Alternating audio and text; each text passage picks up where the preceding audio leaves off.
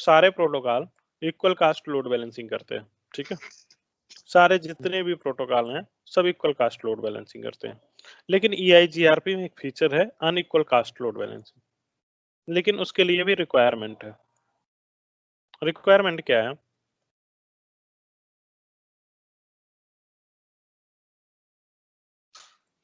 R1 के पास 2 path हैं R4 जाने के लिए, करेक्ट। तो अगर मैं मान के चलता हूं इस पे मैट्रिक 10 है, इस पे 5 है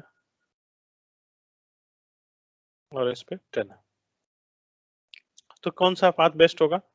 इधर से कास्ट इसको 15 पड़ रही है, इधर से कास्ट इसको 20 पड़ रही है, ये पाथ बेस्ट हो गया, करेक्ट। बेस्ट होगा। हाँ, नीचे वाला पाथ बेस्ट हो गया, ये बेस्ट पाथ है मेरे लिए। और ये क्या होगा? 20 वाला कंपेयर करेगा 15 जो उसका फिजिबल डिस्टेंस है, 15 इसकी फिजिबल डिस्टेंस है, इसका advertise distance from R2 is 10 जो कि लोअर है 15 से, तो ये क्या बन जाएगा? ये वाला पाथ 20 वाला पाथ क्या बन जाएगा? फिजिबल सक्सेसर बन जाएगा, करेक्ट। नीचे वाला सक्सेसर, ऊपर वाला फिजिबल सक्सेसर। हाँ, नीचे वाला सक्सेसर मतलब राउटिंग टेबल में चला गया, ऊपर वाला फिजिबल सक्सेसर बन गया, मतलब उसके टोपोलॉजी टेबल में ये दोनों पाथ होंगे। राउटिंग टेबल में कौन सा जाएगा? नीचे वाला, लेकिन टोपोलॉजी टेबल में दोनों पाथ रहेंगे। अब क्या करेगा ये? टोपोलॉजी टेबल में क्या करने वाला है? दोनों पाथ हैं इसके पास, तो एक इसने ये 15 वाले पाथ को राउटिंग टेबल में भेज दिया, अब बाकी दोनों यहाँ पे रह गए। बाकी दोनों नहीं मीन्स दोनों तो रहेंगे ही रहेंगे, एक सक्सेसर रहेगा, एक फिजिबल सक्सेसर रहेगा। अब क्या होता है नॉर्मली जब ये डाउन होगा तब ये जब ये वाला डाउन होगा तब ये फिजिबल सक्सेसर को डायरेक्टली बिना कैलकुलेशन के कहाँ डाल देगा? राउटिंग टेबल पे। एटलीस्ट इसने कैलकुलेट कर रखा है कि उसके पास 2 लूप फ्री पाथ है, उसके पास 2 लूप फ्री पाथ है, लेकिन एज पर मैट्रिक उसने एक को बेस्ट माना है और उसको राउटिंग टेबल में डाल दिया, लेकिन उसने अपने टोपोलॉजी में कैलकुलेट कर रखा है कि 2 उसके पास लूप फ्री पाथ है। अगर किसी पाथ की एंट्री टोपोलॉजी टेबल में है, ये कंडीशन आप समझ लीजिए कि अगर किसी राउट्स की एंट्री टोपोलॉजी टेबल्स में है तो हम उसको वेरिएंस कमांड से उसके राउटिंग टेबल में डाल सकते हैं। तो कैसे डालेंगे? क्या है वेरिएंस? अगर आप देखोगे EIGRP में, चलो यहीं देखते हैं क्या कमांड से वेरिएंस दिखता है, ये सवाल है, ये नोट कर लो कि कैसे देखोगे वेरिएंस कितना है। किसी के पास है आइडिया? इसके लिए वेरिएंस देखना है पर्टिकुलर राउट के लिए? नहीं, अभी इस पे हम वेरिएंस कितना, इस R1 पे हम वेरिएंस यूज कर रहे हैं कि नहीं यूज कर रहे हैं, और अगर यूज कर रहे हैं तो उसकी वैल्यू क्या है, तो इसको सब नोट डाउन कर लो, ठीक है, कि वेरिएंस देखते कैसे हैं। और शायद मैंने आप लोगों को बताया भी। तो सो IP प्रोटोकॉल, अगर आपको कुछ चीजें ध्यान में नहीं आ रही, अगर उसने पूछा, जैसे इंटरव्यूअर ने पूछा आपसे कि भाई ये कमांड कैसे देखोगे, क्या वैल्यू है, चलो डेड इंटरवल बताओ कितना है, हेलो इंटरवल बताओ कितना है। तो अगर आपको कुछ समझ में नहीं आ रहा है कि कैसे आता है, अगर आता है तो ठीक है, आपको पता है पर्टिकुलर जगह कैसे देखते हैं, कौन से कमांड से देखते हैं, तो ठीक है, नहीं तो एक तुक्का मारना है। क्या बोलना है? सो IP प्रोटोकॉल देखूंगा, सो IP प्रोटोकॉल नोट डाउन कर, डिफॉल्ट आंसर है, हर चीज के लिए डिफॉल्ट आंसर है जो आपको नहीं पता है। सबके लिए नहीं भाई, जो पता है उसको इसमें घुसोड़ दो, नहीं जो नहीं पता है उसको इधर। तो इसके मतलब 60% चांस है सही होने के। सो IP प्रोटोकॉल, ओके। के वैल्यू कहाँ देखोगे? यहीं देखोगे।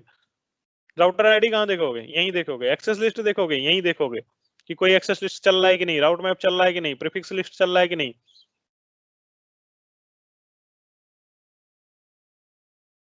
गलत, इसी पे कर रहा था फिल्टरिंग क्या? फिल्टरिंग किस पे कर रहा था? R2 पे कर रहा था ना। R2 पे। तो यहाँ देखते हैं, तो एक चीज और दिखा दूंगा। सो IP क्या बोला कमांड? सो IP प्रोटोकॉल, ठीक है। तो ये सारी इंफॉर्मेशन बता देगा। Routing protocol is EIGRP outgoing update filter list 8। Outgoing तो आपने फिल्टर नहीं किया, लेकिन इनकमिंग आपने फिल्टर किया है विद राउट में प्रीफिक्स लिस्ट। यहाँ पे आपको लिखा मिल जाएगा, प्रीफिक्स लिस्ट यूज कर रहे हो फिल्टरिंग में। ये एक प्रोटोकॉल के लिए नहीं, सबके लिए डिफॉल्ट आंसर है। OSPF का क्या देखना है आपको? राउटर आईडी देखना, कहाँ देखोगे? सो IP प्रोटोकॉल, ठीक है।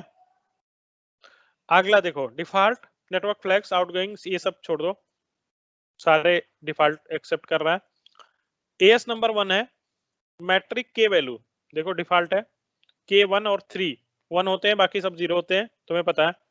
होल्ड डाउन टाइमर 240 है, राउटर आईडी दिस है, टोपोलॉजी बेस 0 है, एक्टिव टाइमर 3 मिनट का है, डिस्टेंस कोई मैनिपुलेट नहीं हुई है जो डिफॉल्ट होती है, इंटरनल का 90, एक्सटर्नल का 70, मैक्सिमम पाथ 4 है।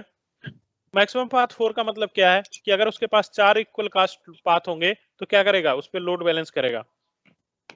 अगर उसके पास 4 इक्वल कास्ट पाथ होंगे तो उस पर लोड बैलेंस करेगा। मैक्सिमम होप काउंट 100 है। अगर ऐसे डिफॉल्ट चलता रहा तो 100 के बाद 100वें राउटर से आप रीच नहीं कर पाओगे, नेबरशिप नहीं बना पाएगा, नेबर अपडेट नहीं भेज पाएगा, क्योंकि मैक्सिमम होप काउंट 100 है। बाय डिफॉल्ट सिस्को राउटर में अगर EIGRP रन कर रहा होता है तो मैक्सिमम होप काउंट 100 रहता है, मतलब 100 के बाद इसका काम करने का इरादा नहीं है, बंद हो जाएगा काम करना, नेबरशिप नहीं बना पाएगा। लेकिन आप कमांड से होप काउंट चेंज कर सकते हो, मैक्सिमम होप काउंट पिछले क्लास में हमने देखा था, शायद बताया था कि होप काउंट कैसे चेंज करते हैं, करेक्ट? नहीं, हाँ या ना बोलो भाई। नहीं देखा था, क्योंकि मैं 2 क्लास कर रहा हूँ तो मुझे कंफ्यूजन रहता है कि कहाँ क्या बताया। ठीक है, तो आप लोग बता देना। अब यहाँ पे देखो हम लोग क्या देख रहे थे, वेरिएंस। मैट्रिक्स हाँ बताया होगा यार, मुझे ध्यान आ रहा है मैंने बताया।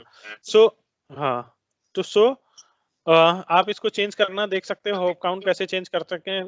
वेरिएंस क्या है, बाय डिफॉल्ट 1 रहता है, यही आपको लोड बैलेंस कराता है। अनइक्वल कास्ट, इक्वल कास्ट तो सारे अपने आप करा देगा 4 पाथ पे, इस 4 पाथ को भी आप बढ़ा के आप 32 कर सकते हो या उससे भी ज्यादा कर सकते हो, आईओएस के बेस्ड ऑन आईओएस है, लेकिन मैक्सिमम पाथ डिफॉल्ट है, ये वैल्यूज डिफॉल्ट है, तो ये चेंज हो सकती है ओके कॉन्फ़िगरेशन से। तो वेरिएंस अगर 1 है तो आप इसको चेंज कर सकते हो, 1 2 3 4 5, इससे क्या होगा, क्या होगा, चलो देखते हैं वेरिएंस क्या इम्पैक्ट डालता है। इसी केस में ले लो तो वेरिएंस क्या करेगा, वेरिएंस मल्टीप्लाई करता है। मतलब वेरिएंस को हम ये इसका कोई वे क्या हम और इवन रख सकते हैं, या 4 है या फिर 6 है, ऐसा कुछ है क्या? नहीं कुछ नहीं, रख सकते हैं 5? नहीं नहीं ऐसा कोई नहीं, मैं बता रहा हूँ कैसे कैलकुलेट करते हैं, क्या वेरिएंस रखना है आपको। इसी दोनों पाथ पे अनइक्वल कास्ट लोड बैलेंसिंग करानी है, तो वेरिएंस क्या करता है, मल्टीप्लाई कर देता है मैट्रिक में, किसके, फिजिबल सक्सेसर के। फिजिबल सक्सेसर का जो मैट्रिक है उसको मल्टीप्लाई करके इसके उसमें लाता है। तो अब क्या करेगा, जस्ट अगर आपने 1 रखा है तो इधर से मैट्रिक क्या है, इधर से मैट्रिक 15 है, इधर से क्या है 20, इधर से 15, इधर से 20, करेक्ट, यही मैट्रिक है। मल्टीप्लाइड 1 है, अब मल्टीप्लाइड 2 कर दो, इधर मल्टीप्लाइड 2 कर देगा वो, हमने वेरिएंस 2 कर दिया, ये 30 हो गया, ये 20 हो गया।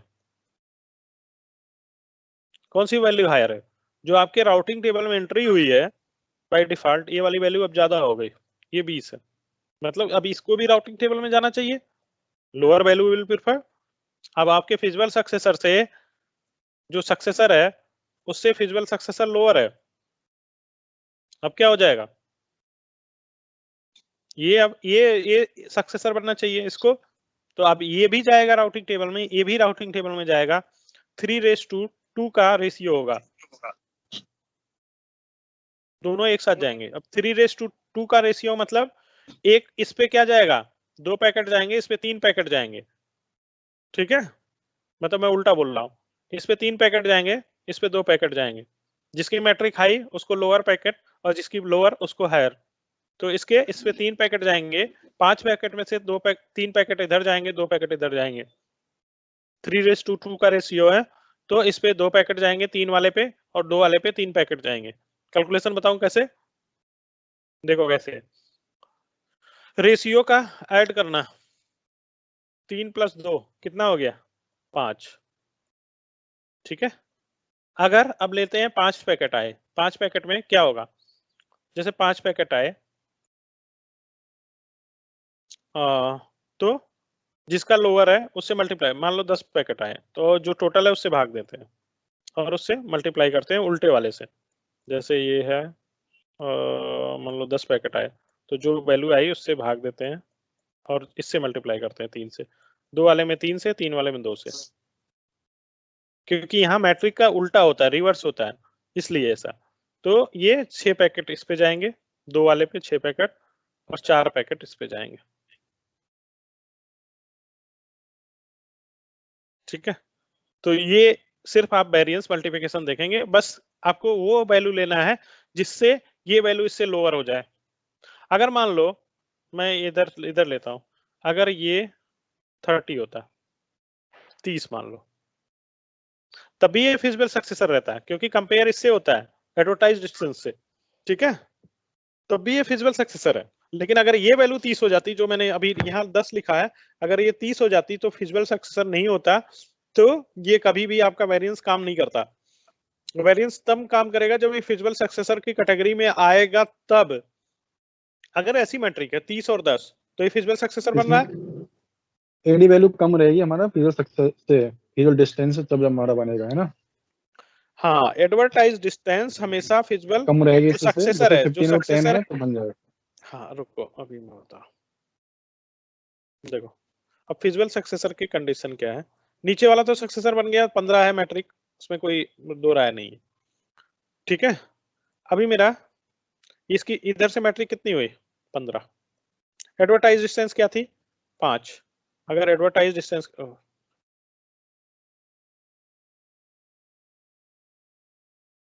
अगर मैं एडवर्टाइज डिस्टेंस की बात करूं, नीचे वाले पास से एडवर्टाइज डिस्टेंस क्या है, एडवर्टाइज डिस्टेंस 5 है। उसमें इस नेबर की डिस्टेंस 10 में ऐड करके उसने क्या किया, फिजिबल डिस्टेंस बनाया। फिजिबल डिस्टेंस हमारे हो गई 15। नीचे वाले से क्या, ऊपर वाले पास से क्या हो गया, एडवर्टाइज डिस्टेंस यहाँ 10 है। फिजिबल डिस्टेंस क्या है, 40। ये क्या हो गया, सक्सेसर हो गया। अब इस पे फिजिबल सक्सेसर है कि नहीं, इस पे बात चलेगी। अब इसकी कंपैरिजन होगी इस वाली वैल्यू से। अगर ये लोअर है तो क्या बन जाएगा, ये फिजिबल सक्सेसर बन गया। अब यही उल्टा कर देते हैं, सेम मैट्रिक उल्टा कर देते हैं, यहाँ 30 का यहाँ 10 कर देते हैं, यहाँ 30 यहाँ 10 कर दिया। अब क्या हो गया, इसमें देखो एडवर्टाइज डिस्टेंस, अब इसको चेंज करते हैं, एडवर्टाइज डिस्टेंस 30 हो गई, फिजिबल डिस्टेंस 40 रह गई। Advertise distance 30, feasible distance 40। 15 से कंपेयर करेगा, 15 से कंपेयर किया 30 क्या है, ज्यादा है, तो ये फिजिबल सक्सेसर नहीं है। ठीक है ना, कम होना चाहिए advertise distance, feasible distance of successor के फिजिबल डिस्टेंस से कम होना चाहिए हमेशा, तभी उसको क्या मानेगा, फिजिबल सक्सेसर मानेगा। तो अब आते हैं पहली वाली कंडीशन पे, 10 और 30 वाली पे। यहां तक क्लियर है ना। हाँ भाई। इसको अगर 10 रहेगा, इसको अगर 30 रहेगा, तो ये फिजिबल सक्सेसर है, इसको 10 बना लो, ये फिजिबल सक्सेसर है। अब क्या करना है, कंपेयर करेगा मैट्रिक दोनों का, एक 15 एक 40 है, एक 15 एक 40 है। इसमें अगर 2 से गुणा करोगे तो क्या हो जाएगा, 30। क्या ये राउटिंग टेबल में जाएगा, नहीं जाएगा, तो आपका वेरिएंस 2 काम नहीं करेगा। तो कितना वेरिएंस रखना है, इससे बड़ा हो जाए ये वाली वैल्यू 3, तो ये 45 हो जाएगा अगर आप 3 रखोगे, और ये 40 रहेगा, तो फिर दोनों पास चले जाएंगे। ठीक है, करके देखना है। मतलब इसमें आपको जो फिजिबल सक्सेसर बनाएगा उसका वैल्यू ज्यादा होना चाहिए, मतलब इस तरह से बैलेंस करना है। सीधा भाग दे लो, 40 भागे 15 कर लो सीधा, जो वैल्यू आएगा उसको फ्रैक्शंस में से हटा के, जैसे 15 दूनी 30, 2 पॉइंट समथिंग आएगा, 30 10 40 15 9 15 8 5 7 6 बार गया, 6 5 के आसपास ऐसे कुछ 6 6 है। हाँ 2 पॉइंट, तो इसको राउंड ऑफ करना है 3 में और काम कर लेना है आपको, यही रूल है।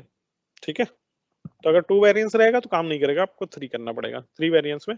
और हाँ दूसरी चीज, इसके पास अगर 10 पाथ हैं और 10 में आपका वो मिल रहा है उसको फिजिबल सक्सेसर, 10 के 10 और राउटिंग टेबल में चले जाएंगे, आप एक पर्टिकुलर राउट्स के लिए नहीं कर सकते हो। ठीक है, कि आप वेरिएंस सिर्फ पर्टिकुलर राउट्स के लिए करो, नहीं कर सकते हो। वेरिएंस कमांड एप्लीकेबल होता है ऑल राउट्स जो उस राउटर पे आ रहे हैं।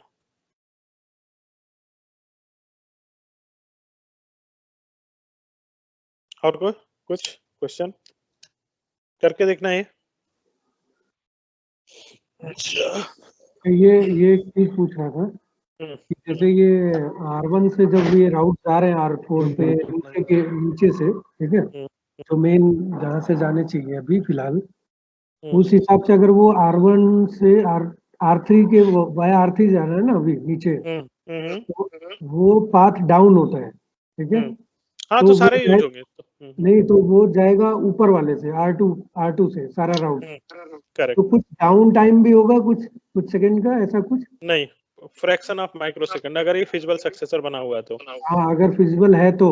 हाँ, और नहीं है तो नहीं है तो टाइम लगेगा। राउटिंग कैलकुलेशन में जाएगा और फिर वो लूप फ्री पाथ निकालेगा, फिर उसको नेबर टेबल में डालेगा, फिर राउटिंग टेबल में डालेगा। हाँ, मतलब एटलीस्ट 4-5 पिंग ड्रॉप होगा।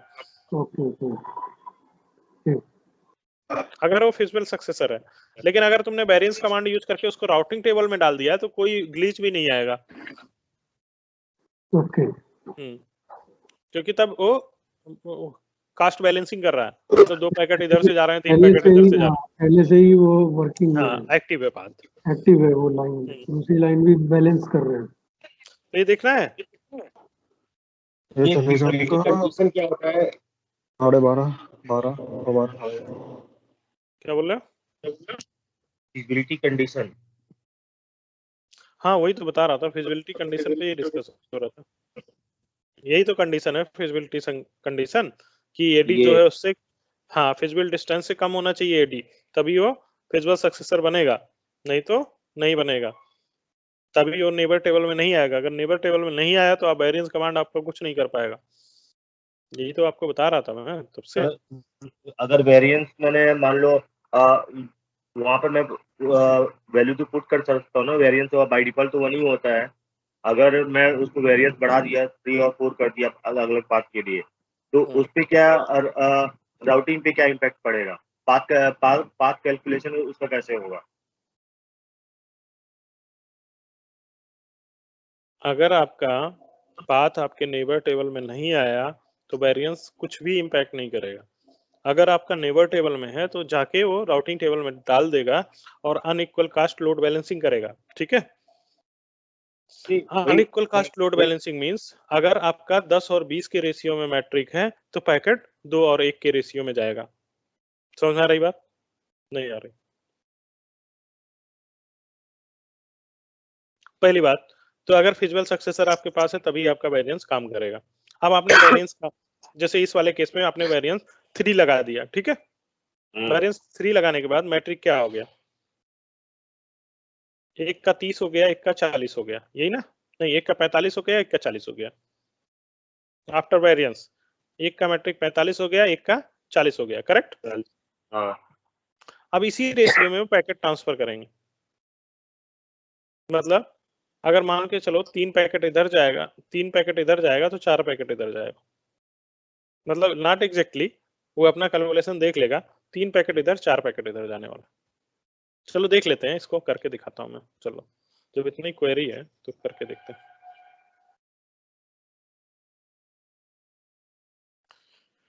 Okay, let's start new lab. क्या करने जा रहे हैं? इसके बैकएंड पे एसआरटीटी और आरटीपी भी काम करता है ना? नहीं, उसका उससे लेना देना नहीं है, वो नेबर के लिए है, मतलब अपडेट्स के लिए। एसआरटीटी और आरटीटी जो है नेबरशिप के लिए, वो टाइमिंग है, क्वेरी पैकेट के रिस्पांस के लिए, क्वेरी एंड अपडेट। सो देखो, अगर मैं यार क्वेश्चन जो तुम्हारा है उसमें वेरिएंस छूट जाएगा। चलो एक सेकंड आपको दिखाता हूँ।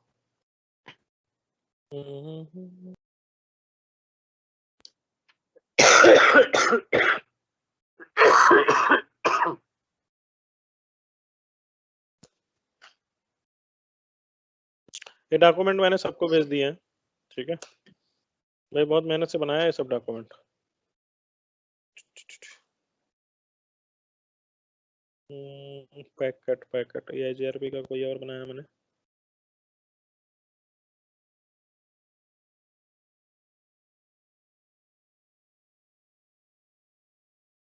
नहीं एक और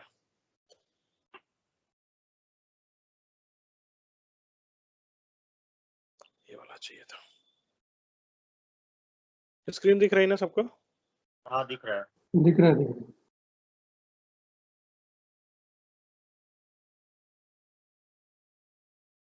क्या क्वेश्चन था? देखो यार मैं भूल ही गया क्वेश्चन। क्या दिखाना था आपको? वेरिएंस के लिए बात हो रही थी। नहीं अगर नहीं मैं वेरिएंस वेरिएंस नहीं। बाय डिफॉल्ट 1 हाँ, पे है। नहीं नहीं वो तो ठीक है, उसका तो हम लाइव करने वाले हैं। कुछ तो और पूछा था तुमने। हाँ रुको पैकेट पैकेट पैकेट रुको। SRTT और RTT। हाँ SRTT और RTT। एक मिनट एक मिनट।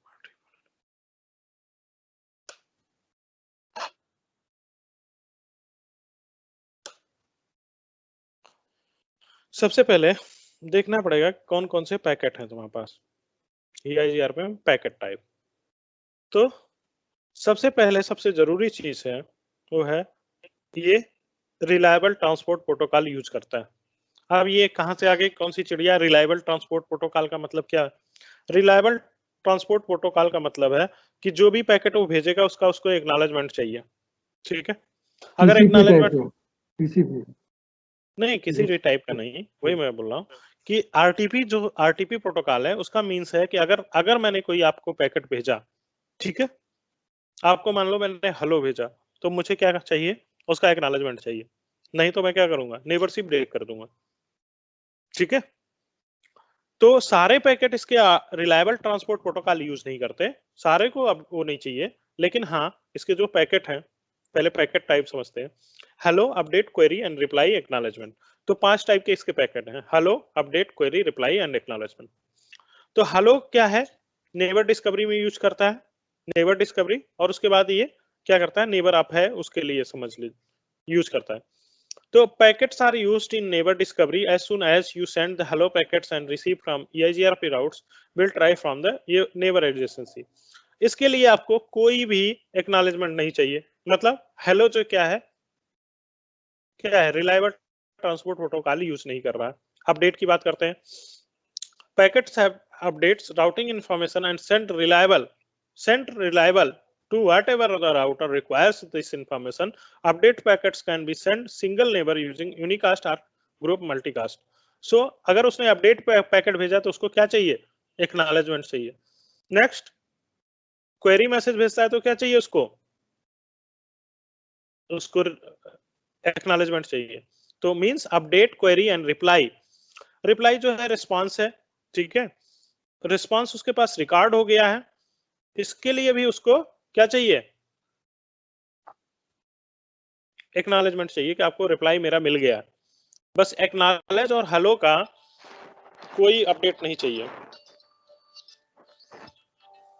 एक मिनट, हेलो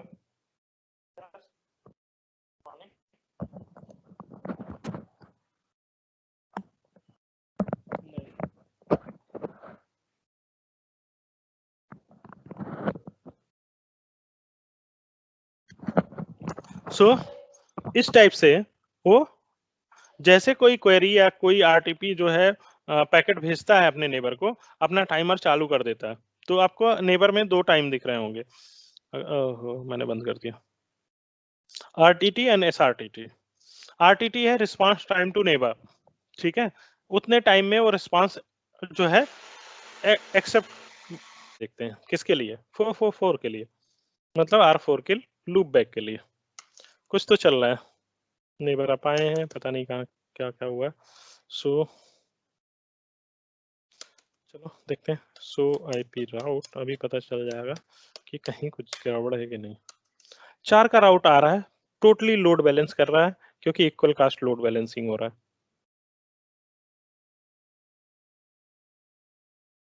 3 एक जगह से मिल रहा है, 2 भी एक जगह से मिल रहा है। तो हम किस पे फोकस करेंगे? जो हमें एक जगह से मिल रहा होगा। जो इक्वल कास्ट कर रहा है उसको तो कुछ करने की जरूरत नहीं है। तो हमें 3-3-3 के बारे में टोपोलॉजी टेबल देखना है हमें।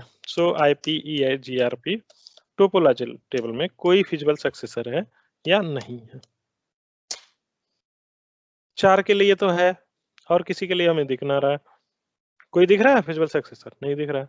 तो आप यहाँ पे वेरिएंस कमांड आपका कुछ नहीं कर पाएगा।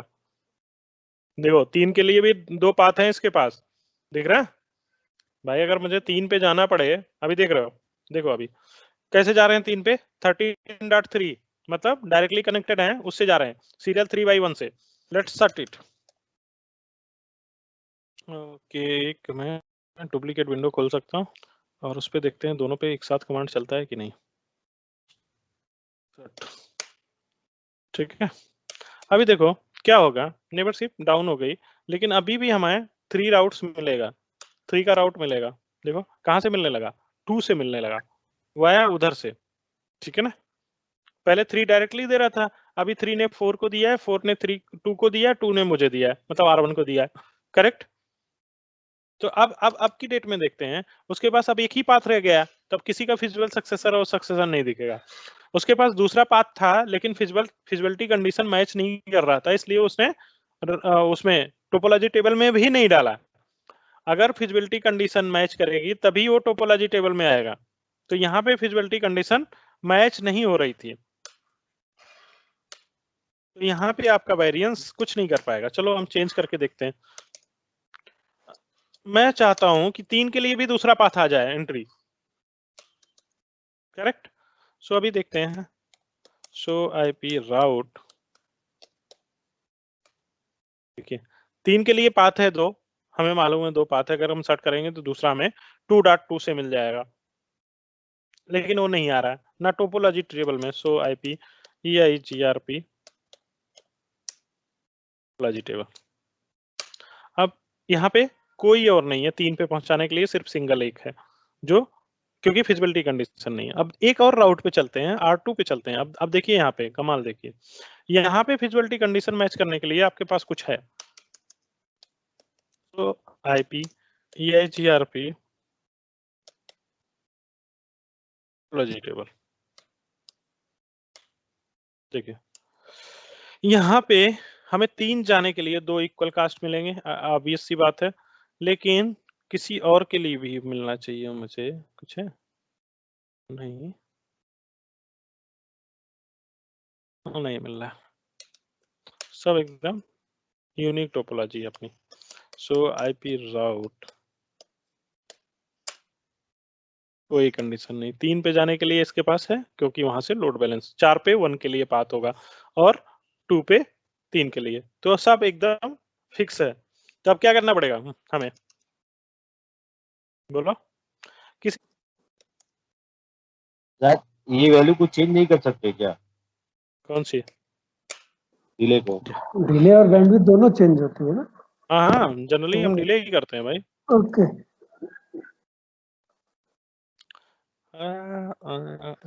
ओके 1000 दे दो पंकज भाई, 1000। भाई जब टूर नहीं लिया तो ऑन कैसे ले ले 20,000 दिया ना, तेरे को 60,000 देते, हो सकता है लोअर वैल्यू ना ले रहा हो, हायर वैल्यू देखते हैं। 6 लाख दे दिया। हाँ अभी ले लिया भाई। हायर वैल्यू नहीं, हायर वैल्यू, हायर वैल्यू नहीं, वो इंटरफेस सीरियल है ना, तो उस पे कुछ मिनिमम होगा, लाइक वो आप लोग वो कॉन्फ़िगर करते हो ना पहले, DTC DT क्या बोलते हैं, DTE और DC। हाँ वो उस वजह से, अगर ये फास्ट इथरनेट होता तो ले लेता, तो उसमें कुछ वैल्यू रहती 25,000 28,000 ऐसे, तो वो वैल्यू नहीं लेता। अब देखते हैं टोपोलॉजी। हाँ अब हो गया ना बात, चलो आ गए, ढेर सारे आ गए। देखो 13.2 के लिए आ गया, 4 वाला गायब ही हो गया, 3 के लिए भी है, देख रहे हो 13.2 के लिए आ गया, इसके लिए आ गया, लेकिन राउट में नहीं गया होगा। अब इस पे किस पे, देखो 2 के लिए 2 पाथ आ गए, 3 के लिए 1 आ गया, 2 के लिए 2 पाथ आ गए। IP राउट देखो, IP राउट में क्या हुआ बवाल, 3 के लिए एक पाथ है, 2 के लिए एक पाथ है, 4 के लिए एक पाथ है, और किसी के लिए लोड बैलेंस नहीं कर रहा है अब की डेट में। अब ठीक है, अपना काम हो गया। अब क्या करना है हमें? अब हमारे पास एक ऐसा है जिसमें अनइक्वल कास्ट हम लोड बैलेंसिंग करा सकते हैं। सो IPEIGRP टेबल में गए और हम किसके लिए लोड बैलेंस करा सकते हैं? 4 के लिए भी करा सकते हैं। 4 के लिए तो ऑलरेडी इक्वल कास्ट हो रहा था, तो हम 4 को नहीं लेते हैं, 2 को लेते हैं। अब 2 की मैट्रिक देखिए, कौन कौन सी कंपेयर करनी है हमें। ये देखो, ये 33 है, 33, 21, 856, और ये तो बहुत ही ज्यादा है यार। Oh no, 15, 53। बताओ क्या करना पड़ेगा? इसका ये तो ठीक था, इसीलिए वो फिजिबल सक्सेसर बना है। कौन सा गया है राउटिंग टेबल में? कौन गया है? 33, 21 वाला, ये फिजिबल सक्सेसर बना है। सक्सेसर ये है, ऊपर वाला सक्सेसर है 3/1 वाला, और 3/0 वाला क्या है? 3/0 वाला क्या है? फिजिबल सक्सेसर है। और फिजिबल सक्सेसर इसलिए बना कि ये वाली वैल्यू इससे छोटी थी, ये वाली वैल्यू इससे छोटी थी, और लेकिन जो ये मैट्रिक है ये तो बहुत ही बड़ा। अब क्या करना पड़ेगा हमें? इसको इसको मैच कराना पड़ेगा भाई। कितनी बार गुणा करना पड़ेगा? 3-5 बार मुझे लगता है। चलो, ये तो बहुत अच्छी बात है। Config T router EIGRP 1। और अब वेरिएंस कमांड के लिए क्या क्या कमांड है आपके पास? Mat variance direct. हाँ, देखो हमारा कैलकुलेशन कहता है हमें 5 डालनी चाहिए। देखो 5 मल्टीप्लाइड बाई, अगर इसको मैं इससे भाग दूंगा तो मुझे लगता है 5 बार जाएगा, लेकिन 5 जाएगा 50 बार जाएगा, ये भी देखना पड़ेगा। रुको, कैलकुलेटर क्या कहता है।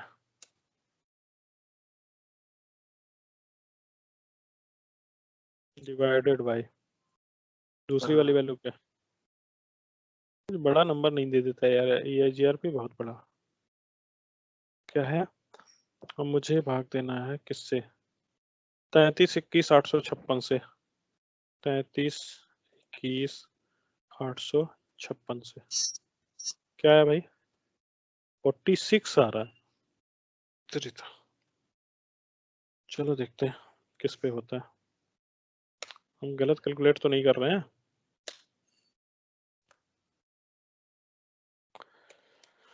वेरिएंस कमांड 128, तो हम कितना रखें? चलो मान लो कम वैल्यू रखते हैं, जनरली लोग 2 ही रखते हैं।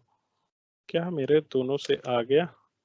सो IP राउट हम किसके लिए करना चाह रहे थे? 3 के लिए। कुछ हुआ? नहीं हुआ। देखो 3 के लिए एक ही पाथ है, 3/0 वाला है ही नहीं। अब क्या कर, फिर से करते हैं, 4 कर लेते हैं। चलो 10 कर लेता हूँ, अगर हमारा कैलकुलेशन सही है तो 10 पे भी नहीं आना चाहिए। नहीं आया, तो हमें कितना सेट करना है वेरिएंस वैल्यू? 47 करेक्ट। तो हम जा रहे हैं 47 सेट करने।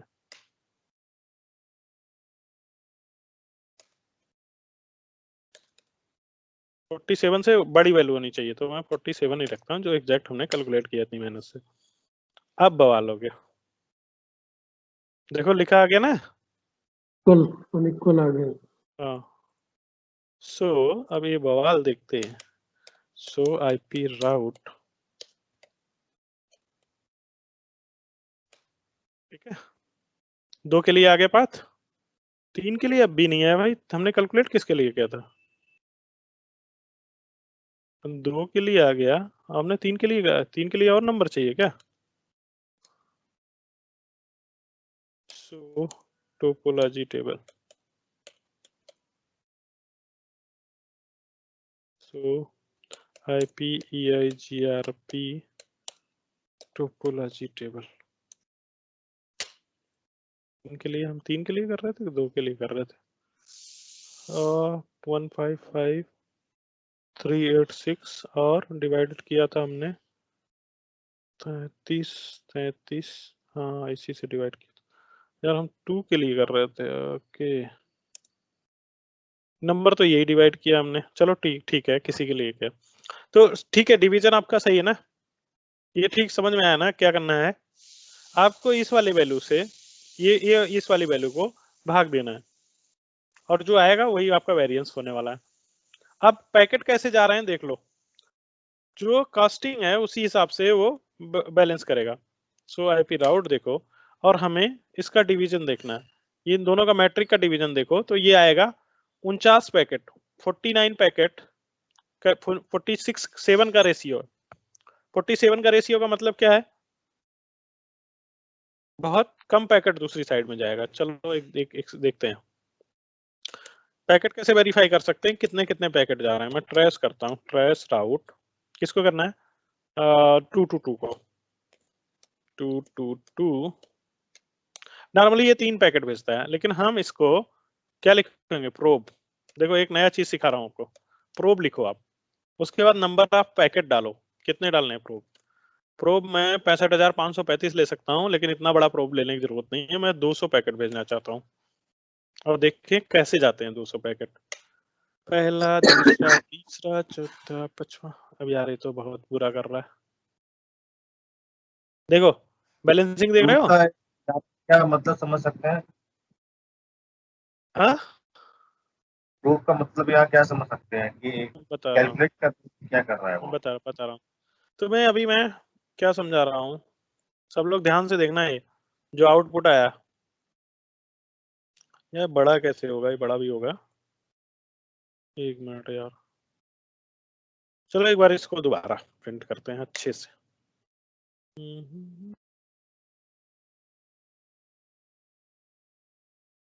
तुम्हें कुछ दिख रहा है, 3 पे इतने पैकेट, जितने टाइम दिख रहा है उतने यूडीपी पैकेट भेज रहा है 3 पे, फिर 2 पे 1 पैकेट भेज के फिर 3 पे इतने पैकेट भेजता है, फिर 2 पे एक पैकेट भेज के फिर 3 पे इतने पैकेट भेजता है। समझ रहे हो ना, जितनी आपको टाइमिंग दिख रहा है, 1 यूडीपी पैकेट का टाइमिंग है वो। मतलब 3 पे ज्यादा भेज रहा है और 2 पे एक ही पैकेट भेज रहा है। करेक्ट, तो 3 की मैट्रिक उस हिसाब से लोअर है। देखो जो 3 में जा रहा है वो लोअर जा रहा है वैल्यू, देखो 3 का कास्ट देखो 33,000 ही है, और इसका 1,55,000 है, मतलब 1,55,000 पता नहीं है, 15 लाख है। ठीक है, देखना पड़ेगा। तो इस पे ज्यादा पैकेट जाएगा, किस पे, 13.3 पे। मतलब दैट मीन्स अगर इसको गिनोगे सारे टाइमिंग, जितने टाइमिंग है उतने पैकेट इस पे भेज रहा है, और मुझे नहीं पता कितने टाइमिंग है। ठीक है, तो अगर तुम 5 पैकेट, प्रोब का मतलब कितने पैकेट भेज रहे हो, देखो यूडीपी नॉर्मली कितने पैकेट भेजता है, 3 पैकेट, 3 पैकेट भेजता है भाई। तीन अगर मैं 3 पैकेट भेजूंगा तो तीनों कहाँ निकल जाएंगे, 3 में दिखा दिया, एक 3 पे गया, फिर 4 पे गया, फिर 2 पे पहुंचा, 3 के थ्रू गया है, 3 4 2 नेक्स्ट होप दिखाए हैं, तीनों एक पे ही भेजा, तुम्हें पता ही नहीं चलेगा, 2 पे कहीं गया ही नहीं है, 13.2 पे गया नहीं गया। तो अगर तुम 3 पैकेट भेजोगे तो पता ही नहीं चलेगा कभी कि लोड बैलेंस भी कर रहा है। एटलीस्ट तुम्हें 40-50 पैकेट भेजने पड़ेंगे, 47:1 का रेशियो है। मतलब अगर मतलब आप समझो 13.3 पे वो 47 पैकेट भेजेगा, तब एक पैकेट किस पे भेजेगा, 12.2 पे। वेरिएंस कितना है, 47 का ना। और फिर उसके बाद वो कंपैरिजन देखो, 47 का कंपैरिजन आ रहा है दोनों में। तो अगर एक पैकेट जो किस पे भेजेगा, 13.3 पे, तो अरे 47 पैकेट अगर 13.3 पे भेजेगा तो 2 पे कितने भेजेगा, एक पैकेट भेजेगा। करेक्ट, तो आपको कम से कम प्रोब 47 रखना पड़ेगा। एक बार 48 का प्रोब लगाइए ना, 48 का। हाँ बिल्कुल भाई, वही करने जा रहा था।